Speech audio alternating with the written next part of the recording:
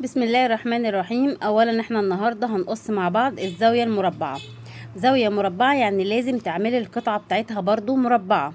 طبعا انا بقول لكل البنات هنقص المربع بتاعنا متر في متر. الكلام ده لو عرض القماش كبير.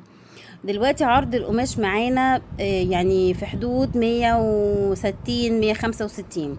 فاحنا في الحاله دي هنعمل ايه؟ مش هنقص المتر. بصوا، اهم حاجه عندي القاعده تبقى 70 سنتي.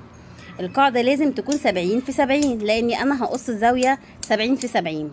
فهنا عندي القماش مدي المربع بتاعي هيكون 92 زي ما احنا شايفين في 86.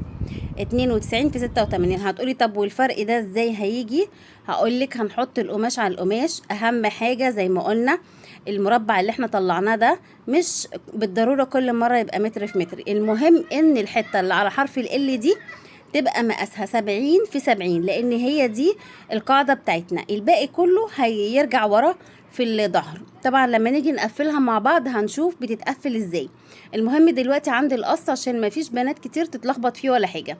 الحتة دي هنعملها بدوران، وبعد كده هنحط الطرف على الطرف اهو زي ما انا بشاور لكم. هنحط الطرف على الطرف ونقفل. هتلاقوا الراق اللي من فوق اكبر شوية ب5 سنتي من الراق اللي تحت. هنقوم نشد الجنبين مع بعض، والكلام ده هيرجع في الظهر من ورا، لان الظهر بيبقى 45 امام و45 خلف. طبعا اهم حاجة ان المثلث ده يبقى بالشكل ده. الشكل ده ممتاز جدا. كده انت عملت الزاوية بقطعة واحدة. هنشد 5 سنتي الراق اللي من قدام، وبكده نكون خلصنا الزاوية. وان شاء الله استنوني لما نقفلها مع بعض.